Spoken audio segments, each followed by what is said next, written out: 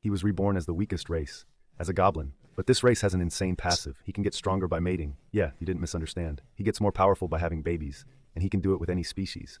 Humans, other goblins, and even elves. But don't get your hopes up.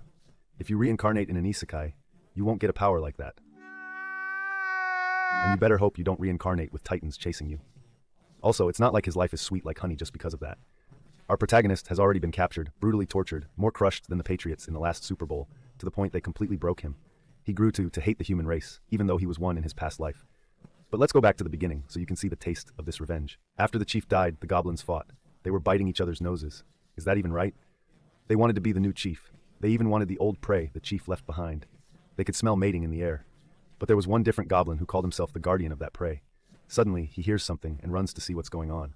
A bunch of goblins were attacking the girl. You know exactly what was about to happen. When they saw the different goblin, they got furious and attacked. But he took out one of his brothers easily. This goblin had a weapon, and because of that, all the others ran off in panic. The girl thanks the goblin for saving her again. The problem is he wasn't always a goblin. He was a human named Lin Tian, but he got taken out by Truck Kun. It's always you, hun. Truck Kun. Now he's a goblin and he has a system.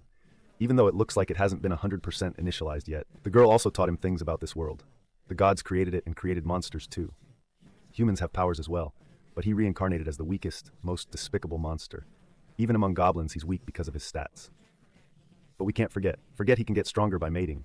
And this one here already looks like she's got a full belly. Naturally, there are no female goblins, so they need to mate with other species. The problem is, he used to be human, and that feels wrong. The girl says he's different and that he doesn't want to live with those goblins. Then she talks about a group of knights arriving and that they'd let him live in the village, if she explains. But suddenly, he hears goblins coming. He yells for the curvy girl to run with him. A goblin actually shows up, but he was running around saying the humans arrived and that he wanted to mate to get strong. End of its life. The beast's instinct is to find a hole. With a single hit, he sent his brother to go mate in hell. Looks like the humans really did come. The girl happily says it must be the knights and even cries with joy. Come to think of it, our goblin, even though he's weak, is kind of pot-bellied, right? Suddenly, he stops. A man was using a skill right in front of him and wiped out several of his brothers at once. That guy was really strong. He was mad because the goblins tore his new cape. But the problem was his status. It was way too high. Is he really a human? The girl yells that they're there, but our little potbelly just keeps thinking. Suddenly, he realizes something is wrong. The knight's sword was already about to cut the girl in half. He saves her, and she falls into a very mating-looking pose. At first, Potbelly thought he might have been mistaken because of the darkness, but he gives off an aura that makes it seem like it wasn't that. The girl claims her name is Kalia, and he says he knows that. But he says she's already been corrupted by the goblins, and might even be pregnant with theirs. She cries and says she wasn't corrupted thanks to him. She says that while pointing at Potbelly, saying he saved her. But the knight doesn't care. Paul Potbelly runs. He shoves her, telling her to run while he grabs the staff. He'll probably die from this hit. But the hit didn't reach him thanks to a golden light. A woman ordered Loder the knight to stop. Kalia asks the saint to save her, begging with all her strength. The saint asks if the goblin can understand what she's saying.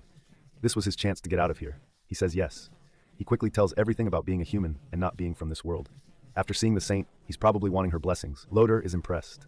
While the saint says he is a gift from the Holy Mother. The blonde woman asks if he really didn't attack her, and Kalia confirms it. So they decide to take the goblin to analyze him. Later, the saint asks if he accepts, and right away he says yes. With a snap of her fingers, she undoes the barrier. While walking, she orders Loder to do it. The fat guy was about to start thanking her for being saved, but she cuts him off, saying yes. Suddenly, Kalia gets stabbed somewhere else, not in the mating spot. What is happening? The one he suffered so much to protect was taken out by her own companions. The saint, with a nasty look and 2 huge melons, says he better pay her back properly when they return. A week after what happened, Loder was giving a speech in the square, talking about having wiped out the goblins. The whole population cheers for revenge. He lies, saying the goblins killed Kalia, but that it's already been dealt with. The saint says the sanctuary will always protect the devoted, and that's how they control the masses.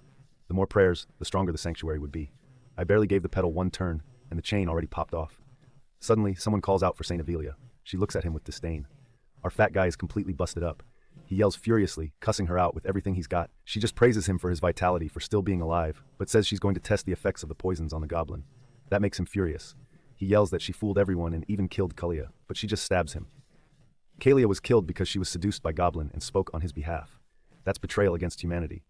To Avelia, goblins are just parasites and he should accept her, using his body to help with human experiments. But is he going to die? Was his mistake reincarnating with a human merciful heart? He was tortured every day just for fun, until he was killed. If he had another chance, he'd never trust humans again. He would get revenge on every last one of them. Suddenly, he finds himself somewhere else. The system warns him he was the dumbest of all the transmigrators, and offers him the chance to restart. At least the system is honest. Only now he understood that his system had to die to activate.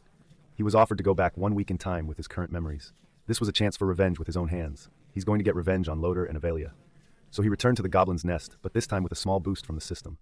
The system warns that if he dies again, it's all over, and that the humans are coming. He also has the ability to simulate a decision, and he can use it once a day, so he quickly activates it. In the current scenario, the cave has been discovered by Loader, and he needs to escape death.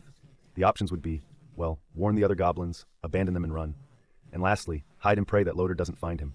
But he knows that even if he gathers the goblins, they wouldn't stand a chance. Even so, to test it, he chose the option that gave him the most system points. But in that simulation, he got killed by the human group for overestimating the goblin's strength. But he gained the 10 points. He already knew he couldn't trust the goblins, but now he has points and decides to open the exchange window. There are various weapons at different prices, but with 10 points, he can only buy an elven dagger that gives him 10% speed and 15 strength. Our former fat guy asks why he still hasn't found Kelia. The system warns that because of his rebirth, some details changed and Kelia wasn't captured, so now he just has to escape and survive. At the cave entrance, some guards say goblins are disgusting. Our goblin pinches his nose and imitates a girl calling for help. The guards get excited to kill the survivor, even if they're human, since it's Loader's order. Sneaking in, smiling, he tells the person not to be afraid. But then he gets hit right in the head. The revenge is only just beginning. The wounded soldier starts shaking in pain. The other guard walks over, asking why he's taking so long. Not realizing what's happened, Lintien smiles for thrilled that the plan is working quickly. Our boy rushes at another guard, his super sharp dagger making the guy freeze, clueless about what's happening. Lintien snaps a punch into the soldier's face, and the man starts to crumple. Fueled by rage and pure agility, the kid leaps on top of him and goes to work. Just like Lintien guessed, the dagger is insanely sharp. He carves a huge cut into the soldier, and the guard panics, collapsing to the ground. Thinking it's over, the soldier asks if Lintien can speak the human language. Then he begs for mercy, but pleading with the kid not to finish him. Trying to tug at Lin's sympathy, the soldier pulls out a photo of his family, saying they're waiting for him at home. When he sees the kid hesitate and realizes Lin understands him, the guard calls Tian smart and claims he was only following orders from the Holy Order. Then he tries to buy trust, promising gold and young women, fresh and juicy, all while planning to grab his weapon and strike. Thinking Lin Tian got distracted by the bait, the guard lunges like a sneaky rat, calling him a stupid beast. But the soldier doesn't get what he expects. With speed and that brutal dagger, Lin Tian cuts down the sneaky rat before he can even reach him. The kid kicks off the first part of his revenge. Our protagonist is dead set on making the most of his last chance at reincarnation. In a world where humans betrayed him, Lin Tian feels more and more certain his revenge will succeed. Then he hears Loader's voice nearby and thinks the captain is coming to capture him. He puts his plan into motion and takes the guard's clothes, leaving the area with the soldier's outfit in hand. Lintien says he'll soon find Loader and Ephraja. And at that moment, the captain and the saint arrive at the spot where the guards were taken down. Loader wonders if goblins could really have finished off those soldiers. Ephraja thinks a little monster that took out 2 guards might be a mutant. The captain tells his ally that if that's true and the news spreads through the village, the consequences could be catastrophic. Stepping on the fallen guard, Loader cedes, calling him useless for losing to a single goblin. Meanwhile, the sadistic Ephraja lights up at the thought of a mutant little monster, saying, "It'll be a lot of fun." With a dark look, almost turned on by the idea of a different goblin, the little saint says that if they catch him, she's going to have a lot of fun with it. Then we're back in the forest where the kid escaped. Lin Tian feels relieved. Seeing his plan finally working and knowing he made it out of that cave while eating, he says he'll deal with his enemies the goblin way, using veracity to boost his stats and expand his influence. With a dark stare swallowed by hate, Lin says that in this life, he'll make every man's only wish be death, and every woman will desire him and cry at his feet. Hearing the bushes rustle, he wonders if Loader and the other still haven't given up. Then Lin Tian spots someone, hooded, stepping out from behind the brush. He attacks immediately, not giving the intruder a chance to counter. Startled, the figure trips on a rock. Lin Tian stops short, shocked to see it's a goblin. He can't believe it. He is even more stunned when the goblin speaks, talking and expressing herself like he can. Still, he doesn't drop his guard. Whoever this is, she was hiding. Then something hits him even harder. Lin Tian can't figure out why this goblin has feminine features. Because goblins are only male, and that's why they can only reproduce with other species. The frightened female begs him not to hurt her and says she only came to get water, which makes him suspicious. Lin Tian can't wrap his head around a little monster speaking in full sentences. He checks her status and sees something that makes his blood run cold. If a male mates with a female of the same species, he'll become a goblin god.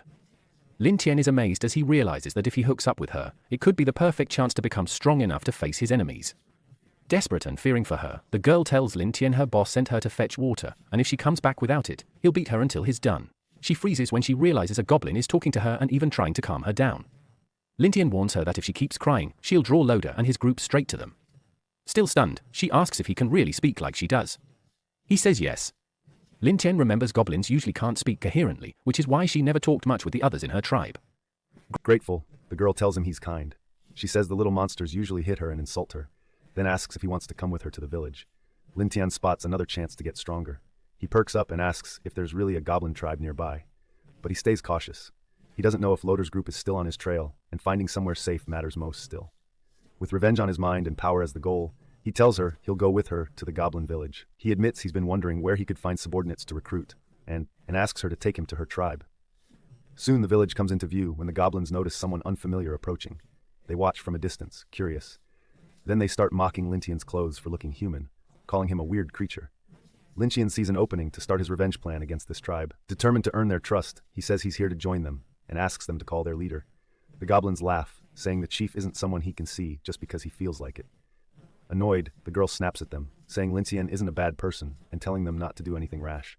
Then a voice cuts in, asking why the whole tribe is gathered in one place, making so much noise. Lin Tian's eyes light up as the goblin chief finally appears. The leader storms in, furious, demanding to know who's causing trouble in his tribe. Lin Tian quickly checks the chief's stats, then looks surprised. There's a high-level goblin here. The chief turns to the girl and asks if she brought the outsider. She says she did, because he had nowhere else to go. The leader looks pleased and thanks her. Then, without warning, the chief orders the goblins to kill Lin Tian and eat him. The girl panics. As the monsters close in, Lin Tian yanks out his dagger. He holds the knife up for the chief and the others to see, and says he knows how to make weapons like it. If they let him into the tribe, he can make everyone stronger. The chief, intrigued, orders them to stop. The leader steps closer. Hungry for power, he says. Lin Tian doesn't seem to be lying and asks what kind of weapon he can make. Lin Tian puts his plan into motion. He says that if they can find ore, he can forge simple iron weapons and with time, make something even stronger to seal it. He tells the chief those daggers would let them defeat monsters, even humans. The goblins erupt with excitement, talking about having meat, not needing to hide in the forest anymore, and how they prefer fresh elves. The chief decides to give Lin Tian a chance. He orders the tribe to find iron ore for 3 days, so Lin Tian can make the weapons, and says if he fails, they'll finish him off. Then the chief points at the girl. She's going too, and if Lin Tian can't deliver, she'll die with him. After giving the orders, the leader leaves. Lin Tian hugs the girl and mutters that the old guy is cruel, not even sparing his own people. He says he'll have to make some weapons to buy time and get stronger. With that, he moves toward his goal with a few goblins and his new friend. Lin Tian heads out to search for iron ore, as ordered. Then the girl tells them to wait, saying she's exhausted because they've been walking all day. Annoyed, one of the little monsters kicks the girl. Furious, the goblin hits her, calls her ugly, and says if she doesn't find or he'll finish her off. She promises she won't complain anymore. The others pile on too, hitting her, calling her lazy, laughing, saying they'll finish her off. Out of nowhere, our boy hurls a rock and nails the little monster who was kicking her. Defending his new friend, Lin Tian tells them he brought them to find iron ore, not to fight. He's fed up too. He already explained what to look for, and if they want to live, they'd better start obeying him. Otherwise, they'll all be finished off by his dagger. The little monsters start trembling. They back away from the girl, muttering that the guy will finish them off with iron weapons. Then they threaten him instead, saying when he's done, the chief won't forgive him.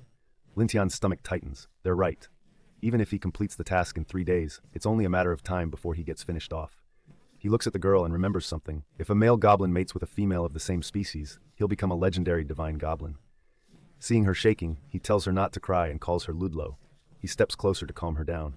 Lin Tian cups Lula's face and asks if she wants to stay with him.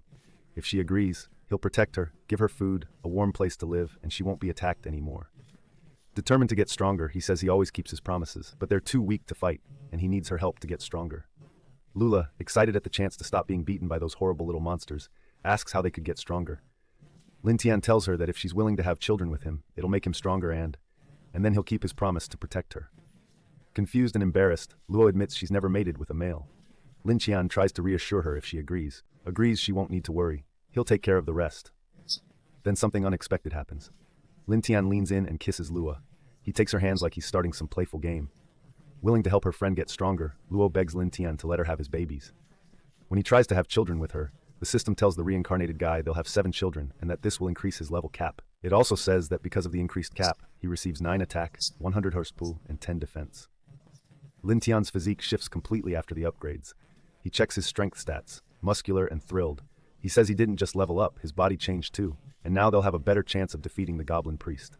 Right after that, he takes off the clothes that don't fit anymore. He comforts Lua and tells her that now she belongs to him and he'll protect her like he promised.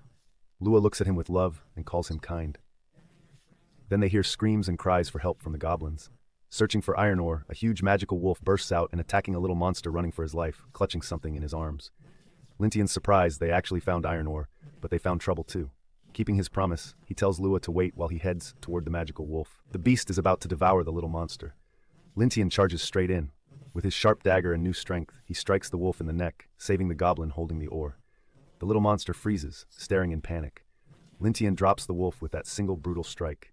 As it falls, Lintian absorbs the beast's magical power. He congratulates the goblin for finding the ore, says the material quality is good, and orders them to find more. When they return, they'll make the weapons. After gathering all the ore they need, the group heads back to the village. When they arrive at the tribe, the goblins are amazed when they realize Lintian really did make an effective weapon.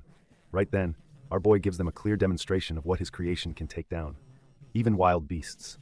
Lintian shows the chief and the goblins a spear forged from iron ore he collected in the forest. Excited, one of the little monsters, already looking different after getting stronger on the hunt, tells the tribe he saw the boy defeat a magic wolf and save them. Trying to win the goblins' trust, Lintian lifts the spear and asks if they want a weapon that powerful. Everyone yells yes.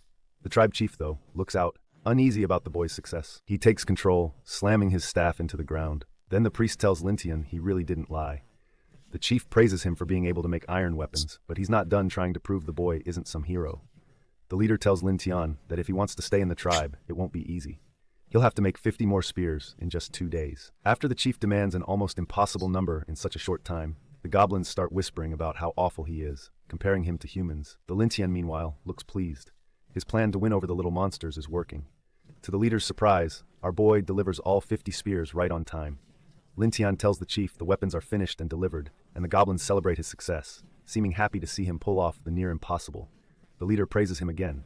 Then the priest announces everyone will eat meat to celebrate Lintian joining the tribe, sending the little monsters into a frenzy. Everything is going exactly as the boy planned. Everyone's thrilled for a big meat feast. That's when Lua hands Lintian a piece of roasted meat, saying it's especially for him, an offering from the priest himself. Our boy accepts it and starts eating the tribe leader's gift.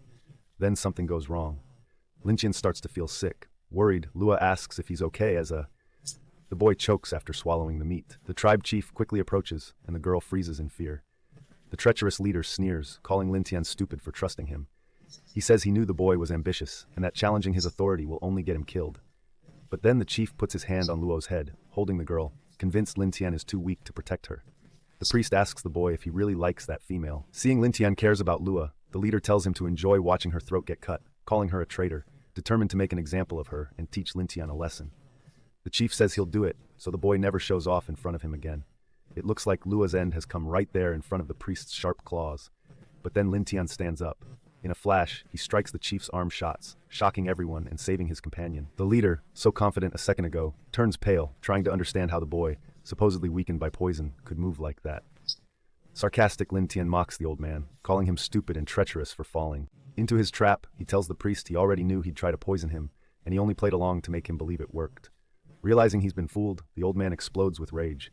Missing an arm and desperate to finish Lintian, the leader charges. Our boy squares up. Ready, quick and agile, Lintian slips past the attack and lands another blow on the tribe chief. Now it's the chief who looks finished, and Lintian, with his super sharp dagger, is the one who will end it. After dodging the old man's strike, our boy counterattacks and cuts off the treacherous rat's head. Just like that, the old goblin's tyranny ends.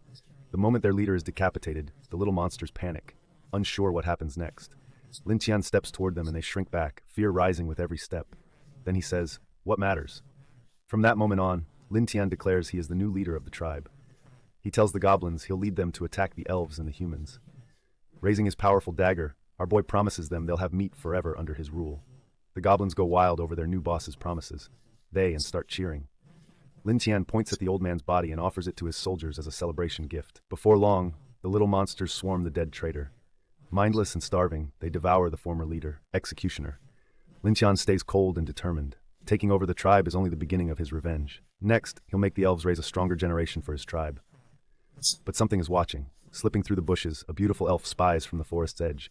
Horrified by what she's seeing, nearby, a strange structure sits high in a tree with goblins hanging from it as a warning to intruders. A girl brightens when she sees her princess has returned. The spy is an elf princess. The girl asks her to wait because the matriarch is busy, but the young woman insists she has an urgent report. The princess pushes open the door to her mother's chambers, saying she has something important to report about the magical eastern forest, and walks into something she didn't expect. Inside, Kasana finds the curvy queen being courted by several male elves. Kasana freezes, mortified to catch her mother fooling around while danger closes in. Before Kasana can back out, the queen tells her to wait and asks what could be so urgent that she barged in like that. Kasana repeats that she has an important report about the goblin tribe in the forest. Curing